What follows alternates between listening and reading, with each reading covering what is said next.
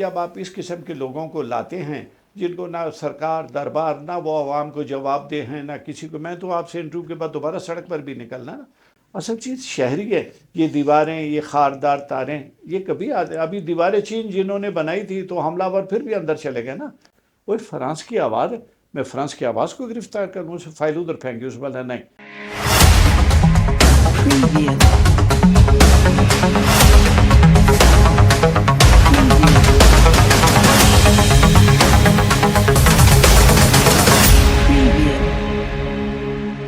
بسم اللہ الرحمن الرحیم، السلام علیکم۔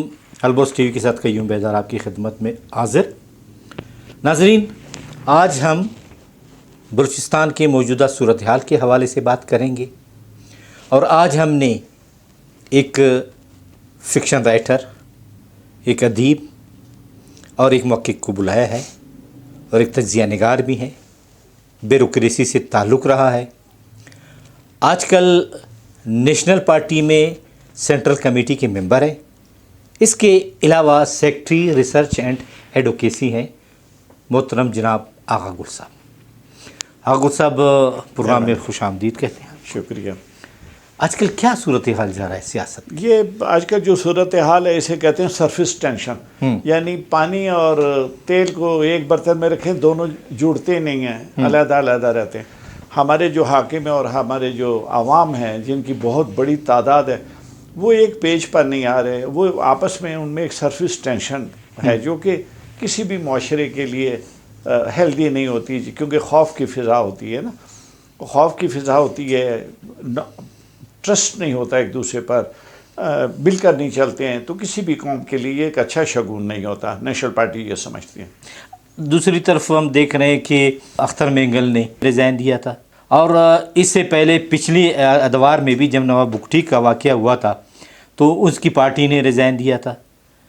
تو اس طرح یہ وجوہات کیا ہیں کہ ریزائن دینا، کیا ایسے مسائل حل ہو سکتے ہیں؟ دراصل یہ نا کہ اختر مینگل کے جو والد محترم ہے سردار عطا اللہ مینگل، ایک بہت بڑا نام، ہمارے لیے استاد کا درجہ رکھتے ہیں، ایک آئیڈیالوجیکل پرسنالٹی، تو یہ ان کے صاحبزادے ہیں، یہ بھی ظاہر پولیٹکس میں دیکھیں، جب اس خاندان کا ایک نام ہے، اس کی ایک پہچان ہے، لیکن جب انہوں نے دیکھا کہ میں ڈیلیور نہیں کر سکتا تو انہوں نے یہ سوچا کہ بجائے میں ڈیلیور نہ کر سکوں اور میں اس نظام کا حصہ بھی بنا رہا ہوں، انہوں نے علیحدگی اختیار کر لی، اور یہ اچھی علامت نہیں ہے۔ دیکھیں، ایک ہے پولیٹیکل پروسیس، پولیٹیکل پروسیس میں اگر آپ چلتے ہیں تو ٹھیک ہے، افہام و تفہیم ہے، اسمبلی ہے، سینٹ ہے، نمائندگی ہے، عوام کی نمائندگی، لیکن اگر جو وہاں سے جو ہمارے لیڈر ہیں اگر وہ پیچھے ہٹنا شروع ہو جائیں، اسے علیحدگی اختیار کر لیں، تو پھر کون سا پروسیس ہوگا؟ ہماری تو یہ کوشش ہے کہ جو پولیٹیکل پروسیس ہے وہ چلے، آگے چلے، اس کو ہم آگے لے کر جائیں۔ تو سردار اختر مینگل کا جو ریزگنیشن ہے یہ ایک اچھی علامت نہیں ہے۔ اس کا مطلب وہ جو ڈیموکریٹک پروسیس ہے یا اسمبلی کی جو نمائندگی ہے، ایم این اے یا ایم پی اے، جو بھی صاحبان ہیں جو ہمارے نمائندے ہیں، وہ سمجھ رہے ہیں کہ شاید وہ ڈیلیور نہیں کر سکتے اور وہ اپنا وقت ضائع کریں، جس کی وجہ سے انہوں نے علیحدگی اختیار کر لی۔ آغا گل صاحب، ایک تاثر یہ بھی عوام میں پایا جا رہا ہے کہ جو اختر مینگل کے ریزگنیشن کے بعد اور جو موجودہ حالات کے تناظر میں عوام کی طرف سے یہ تاثر دیا جا رہا ہے کہ شاید آپ کے پارٹی کے سربراہ ڈاکٹر مالک صاحب ایز اے سی ایم، آپ نے جو فرمایا نا تاثر، یہ تاثر نہیں، یہ ڈیمانڈ ہے، مطالبہ ہے، ان کی خواہش ہے، وہ چاہتے ہیں کہ ڈاکٹر مالک بلوچ آئیں، بلوچستان کی حکومت کو سنبھالیں، کیونکہ دیکھیں جب ہمارے جو شہباز شریف صاحب ہے جو کہ خود بھی ایک بڑا نام ہے ان کا پولیٹکس میں، ان کا باقاعدہ آفیشیل سٹیٹمنٹ ہے، انہوں نے کہا ہمیں بڑا افسوس ہے کہ ڈاکٹر مالک صاحب کی حکومت کو ہٹا دیا گیا تھا، کیونکہ وہ حکومت ڈیلیور کر رہی تھی، وہ حکومت کام کر رہی تھی۔ ہماری جو پارٹی ہے اس میں عوامی لوگ ہیں، ہم عوام کے ساتھ جڑے ہوئے ہیں، ہمارے ساتھ عوامی لوگ ہیں، اور ہم ان کے گراس روٹ تک ہماری اپروچ ہے، ہم جانتے ہیں، لہٰذا ان کے لائک ڈس لائک، پسند ناپسند، ان کی سائیکی، اس کو ہم سمجھتے ہیں اور اس کو ایڈریس کرنے کی بھی صلاحیت رکھتی ہے یہ پارٹی۔ تو ڈاکٹر مالک بلوچ نے پہلے بھی جو کچھ کام کیے وہ اتنے کم وقت میں بہت ہی مشکل تھا، لیکن انہوں نے یہ کر کے دکھایا، ان کی پوری ٹیم نے، ہمارے جیسے رحمت صالح بلوچ ہیں جو منسٹر ہیلتھ تھے، انہوں نے جو کچھ کام کیے اس دور میں، یا باقی ہماری جو ٹیم تھی انہوں نے وہ کام کیے. دیکھیں حکومت اب جو ہے نا لوگوں کا یہ دراصل وہ 58 والی جو سائیکی ابھی نہیں، ہمارے لوگ نا وہ یہ نہیں سمجھتے کہ ٹائم اینڈ اسپیس کی ریلیشن شپ کو نہیں دیکھتے کہ بھائی وہ پہلے اور دور تھا، 1958 تھا، اب 2024 ہے، لوگوں کی انفارمیشن زیادہ ہے. اب یہ ٹیکنالوجی کہاں سے کہاں پہنچ گئی. اب وہ پرانے باتیں یہ باتیں اس دور میں نہیں چل سکتی، اس جنریشن کے ساتھ نہیں چل رہی، کیونکہ یہ جنریشن حقیقت پسند ریئلسٹک ہے. اور دوسری بات ہے ان کے پاس ریسورسز چیزوں کو دیکھتے ہیں اور وہ چاہتے ہیں کہ جی ہماری ڈیولپمنٹ کیوں نہیں ہو رہی. ہماری دیکھیں کوئٹہ کی سڑکیں ٹوٹی ہوں گی، تباہ برباد، بلوچستان کی سڑکیں برباد ہیں.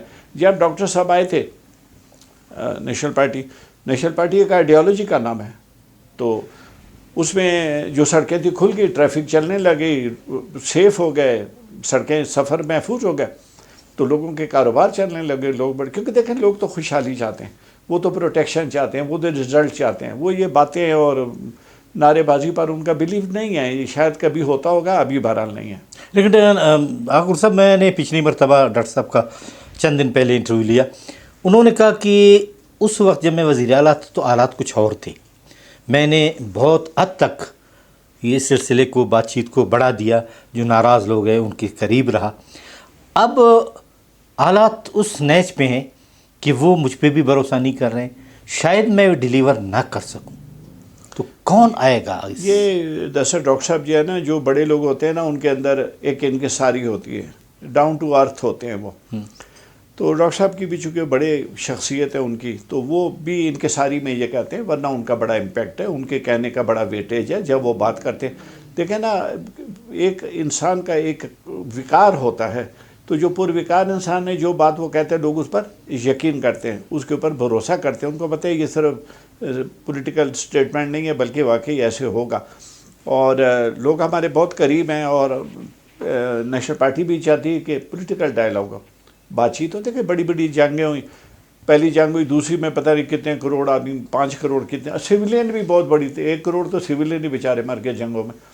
تو جنگ کے بعد ایک بغاوت پیدا ہوئی. آپ نے دیکھا جیسے جو ہوا، پھر اس کے آگے جیسے جینس کلچر آ گیا، وہ اس سے دیکھا کہ آپ نے یہ سوٹ ٹائی لگائی تھی تو کیا دیے، جلے ہوئے شاید، کٹے ہوئے بازو اور یہ لاشیں، تمہاری کلچر نے یہ ہم کو دیا. تو وہ جو نسل آئی لیٹ 40s کے بعد جو آئی، ہپی کلچر، یہ کلچر پر اس کا اثر پڑا، تو انہوں نے اس کو ماننے سے انکار کر دیا. پھر ہمارے پاکستان میں جیسے مختلف قومیتیں ہیں، تو آپ بتائیں کہ جی آپ بلوچ بھی ہیں، پشتون بھی ہیں، پنجابی بھی ہیں، اب سندھی بھی ہیں، اب بلتستانی بھی ہیں، لیکن سب سے پہلے اب پاکستانی. جیسے ہم بھائی، ہماری شکلیں بھی علیحدہ علیحدہ نا، بھائیوں کی رسم و رواج بھی علیحدہ، عادت کلچر تھوڑا سا. تو کہنے کا مطلب ہے اس کو جو فیڈریٹنگ یونٹ ہے، اس کا آپ اس کا احساس کریں، ان کی سائیکی کو سمجھیں، ان کی ڈیمانڈ کو سمجھیں، اور ایئر کنڈیشن کمروں سے ان کے اوپر فیصلے نہ ڈالنا. گراؤنڈ ریالٹیز اور ہے. اب میں خود بھی اسلام آباد میں رہا، 10 سال میری پوسٹنگ رہی. میں انہیں کہتا تھا کہ آپ یہ جو ایئر کنڈیشن کمروں میں بیٹھے ہوئے ہیں، تم تسب آواران دال بندین لدگشت، وہاں یہ کیسے آپ امپلیمنٹ کریں گے؟ تو امپلیمنٹیشن تو گراؤنڈ ریالٹیز کے اوپر ہوتا ہے. اس وقت پیپلز پارٹی برسر اقتدار ہے بلوچستان میں، وزیر اعلیٰ پیپلز پارٹی کا بندہ ہے، کیا وہ اس حکومت کو چھوڑنے کے لیے تیار ہیں؟ دراصل یہ نا کہ میں چونکہ پارٹی کی پالیسی ہم کسی پر تقریر نہیں کرتے، تو میں وہ نہیں کہہ سکتا، لیکن ڈیلیور نہیں کر رہے، کچھ نہیں کر رہے. ایک ریزنٹمنٹ پبلک کے اندر، ایک اپرائزنگ جس کو کہتی ہے نا، بے چینی پھیل جاتی ہے. اس کے علاوہ آپ دیکھیں کہ وہ برطانیہ کے جو وزیر اعظم ہے، وہ 3 کمرے کے گھر میں رہتا ہے، یہ بند کمروں کے اندر، اس کا نام ہے ریڈ زون. یہ پتہ نہیں کس نے بنایا ہے ریڈ زون. اصل چیز شہری ہے. یہ دیواریں، یہ خاردار تاریں، یہ کبھی ابھی دیواریں چین جنہوں نے بنائی تھی تو حملہ ور پھر بھی اندر چلے گئے نا. تو دیواروں سے، یہ خاردار تاروں سے، بارڈ وائروں سے کسی قوم کی حفاظت نہیں ہوتی. ہر شہری خود اپنی حفاظت کرتا ہے. آغا صاحب، 4 شیڈول کے بارے میں کیا کہنا چاہیے؟ 4 شیڈول جو ہے نا، میں جہاں تک سمجھتا ہوں، دیکھیں کہ پہلے میں آپ فرانس کی بات کرتا ہوں. فرانس میں انہوں نے کہا کہ جناب یہ سارت جو فرانس کے خلاف لکھ رہا ہے، فرانسی پالیسی کے خلاف، تو اس نے کہا کہ جی یہ الجزائر میں فرانس کیوں مسلمانوں پر ظلم و ستم کر رہا ہے، فرانس کیوں ایسے ظلم کر رہا ہے، فرانس نے یہ کیوں، اس نے کالونیز تھی اس زمانے میں اور مسلمانوں پر ظلم و ستم کر رہا ہے. تو لوگ گورنمنٹ نے کہا جی سارتھ کو گرفتار کر لیں، کیونکہ یہ خود فرانسیسی اور فرانسیسی حکومت کے بارے میں بول رہا ہے. تو ڈگال کا بہت ایک مشہور فکر ہے، اس نے کہا سارتھ تو فرانس کی آواز ہے. جب اس کے پاس فائل گئی کہ اس کو گرفتار کر لیں، اسے بولا یار وہ فرانس کی آواز ہے، میں فرانس کی آواز کو گرفتار کر لوں، اسے فائل ادھر پھینکی. اسے بولا نہیں. برٹن رسل 20ویں سینچری کا اور اس کا شاہی خاندان سے تعلق تھا. جیسے کچھ بڑے امیر لوگ تھے، جیسے روس میں آپ دیکھیں نا ٹولسٹائی بڑا نوابوں کے خاندان سے تھا، تو یہ خود بھی شاہی خاندان سے تھا. اس نے کہا برطانیہ اور امریکہ جو ظلم و ستم کر رہے ہیں کیوبا میں اور سر ادھر اپنا مسلم تھے اس میں تھا، تو جس کی وجہ سے اس کے خلاف مقدمہ چلایا جائے، یہ انسانیت کے دشمن ہیں. انہوں نے باقاعدہ ایک عدالت بنائی، اس کے بعد انہوں نے مقدمہ چلایا کہ یہ امریکی صدر فلاں فلاں فلاں. ان کو کسی نے گرفتار نہیں کیا، نہ کسی نے ان کو زبان روکی. ایک اور میں آپ کو بتاؤں گا کہ آپ خود بھی خیر جانتے ہیں کہ پرانے زمانے میں ایک ہوتا تھا پیلوری، یورپ میں تھا کہ رائٹر کو کھڑا کر کے ایک سٹینڈ تھا، اس کے دو بازو گردن ایک سٹینڈ میں ڈال دیتے تھے، کھڑا رکھتے تھے 24 گھنٹے. تو وہ جب کھڑا اس کو رکھتے تھے، وہ کھڑا بیچارہ، البتہ یہ تھا کہ رشتہ دار اس کو پانی مانی پلا سکتے، وہ کھڑے رہتے تھے، پیلوری اس کو کہتے تھے. پھر اس کے بعد یہ کہ جس کو پھر یا کئی لوگ تھے ان کے منہ میں یہ وہ ڈال دیتے تھے، ایک کر کے اس کا منہ کھلا رکھتا تھا. پاگل خانہ انگلینڈ میں 100 سال تک ایک خاندان کے پاس تھا پاگل خانہ، جو کو بولنے والا تھا پاگل قرار کر کے نا اس کو پاگل خانے میں ڈال دیتے تھے. لیکن آواز نہیں رکی. جو آواز ہے انسان کی وہ چلتی ہے، وہ جو احتجاج ہے چلتا ہے. ابھی دیکھیں کہ جیسے روم میں بغاوت ہوگی، روم میں جو وہاں کے غلام تھے اسپارٹیکس پھر ایک قومی ہیرو بن گیا، تو اس نے بغاوت کر دی اس کے خلاف. بات یہ کہ بجائے زبان روکنے کے آپ اسے بات چیت کریں، اس کو بولنے کا موقع دے دیں. کہ جیسے انگلینڈ میں ہائٹ پارک ہے، آپ جائیں وہاں پر بولیں، آپ کے دل کی بڑاس نکالیں، بات کریں، آپ آرگومنٹ کریں نا، آپ آرگومنٹ کریں، آپ جواب دیں اس کو. اگر کوئی اعتراض ہے آپ بلائیں، اسے بات چیت کریں، ہو سکتا ہے وہ کنونس ہو جائے، ہو سکتا ہے آپ کنونس ہو جائیں. تو یہ زبان بندی جو ہے، کوئی بھی رائٹر، میں ایز اے رائٹر اس کی مخالفت کرتا ہوں. میں اس کی بلوچستان کے جو آلات ہیں ان کو کس طرح حل کیا جا سکتا ہے؟ دیکھیں میں آپ کو بتاتا ہوں، جیسے گاڑی چلانی ہے تو ڈرائیور کو لائف آپ بات یہ کہ یہ 47 سے آپ جو وہ فارم 47 جو رات کو ہم جیتے ہوئے تھے، 45 میں ہم جیتے ہوئے تھے، میں خود بھی وہاں پر بیٹھا تھا. صبح ایک نیا فارم آ گیا، وہ سارے ہار گئے. بات یہ کہ جب آپ اس قسم کے لوگوں کو لاتے ہیں جن کو نہ سرکار دربار، نہ وہ عوام کو جواب دے ہیں، نہ کسی کو، میں تو آپ سے انٹرویو کے بعد دوبارہ سڑک پر بھی نکلنا نا، تو وہ کیا آپ کو ڈیلیور کریں گے؟ یہ یقین کریں کہ بادشاہ کو تباہ کرنے والے بادشاہ کے درباری ہوتے. جیسے اکبر بادشاہ کو اس نے کہا جی آپ امام مہدی کا دعویٰ کریں، فیضی وغیرہ نے کہا، کہتے باقی ہم سنبھالیں گے. تو وہ بھی عقل کا اندھا، وہ اسے بولا جی میں امام مہدی ہوں. تو یہ ان کو جو تباہ کرنے والے ان کے وہ ایڈوائزر ہوتے ہیں جو ان کو الٹے پلٹے مشورے دیتے ہیں، ان کو عقل و دانی سے دور رکھتے ہیں اور کہتے ہیں آل رائٹ سب ٹھیک ہے سب ٹھیک ہے. وہ سب ٹھیک کرتے کرتے یہ ہو گیا کہ ہمارا یہ فانی جو ہے 5.5 روپے کا پاکستانی کا اس وقت آ رہا ہے. تو جو مسائل ہیں اگر ان کو ہم حل کریں ٹیبل پر، جنگوں کے فیصلے بھی تو ٹیبل پر ہی ہوتے ہیں نا. تو ابھی میں جو آپ کو بتا رہا تھا وہ ویتنام وار میرے ذہن میں اس وقت نہیں آیا تھا، تو انہوں نے اس کے خلاف مقدمہ چلا امریکہ کے خلاف، اور کسی نے اس کو برٹن رسل کو گرفتار نہیں کیا. اس کے ساتھ وائٹ ہیڈ اور بڑے لوگ تھے، انہوں نے مقدمہ چلتا رہا، انہوں نے کہا جی غلط ہے. تو اس نے دیکھا ہمارے اوپر تنقید ہو رہی ہے، تو انہوں نے پھر اس کا سوچا کہ ہم کیا کریں، اس کا کیا حل نکالیں. بجائے یہ تھا کہ ہمارے لوگ جو انٹیلیجنٹ ہے، بلوچستان کی پہلے ہی آبادی کم ہے، ہمارے جو پڑھے لکھے لوگ ہیں، ہمارے جو انٹلیکچوئل ہیں، ہمارے جو انٹیلیجنٹ ہے، تو اس کو جس کو کہتے ہیں انٹیلیجنشیا، یہ کسی ملک کا بہت بڑا سرمایہ ہوتا ہے. یہ سفیر ہیں اس ملک کے، امبیسڈر ہیں.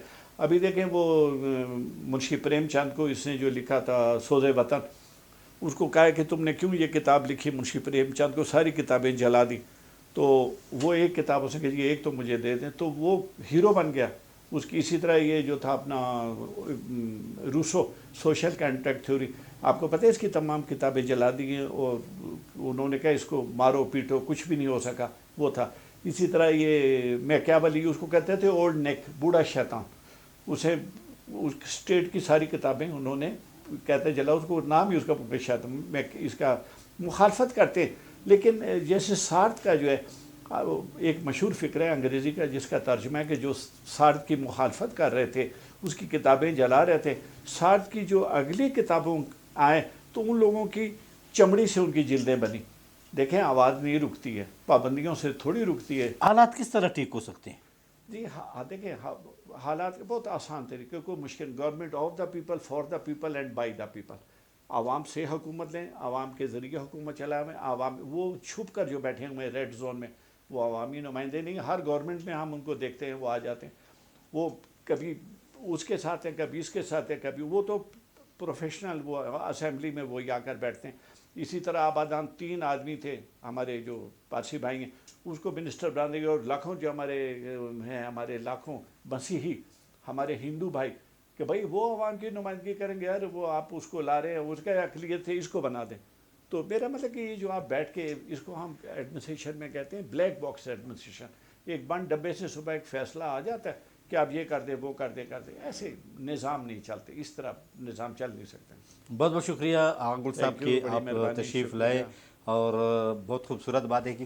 ناظرین، آپ نے آغا گل صاحب کی باتیں سنی، کیونکہ وہ ایک رائٹر ہیں، ایک تجزیہ نگار ہیں. انہوں نے اپنا تجزیہ پیش کر لیا. اب یہ آپ پہ منحصر ہیں کہ آغا صاحب کی باتوں سے آپ کتنے متفق ہیں. اس پروگرام کے ساتھ قیوم بیدار کو اجازت دیجیے. اللہ حافظ.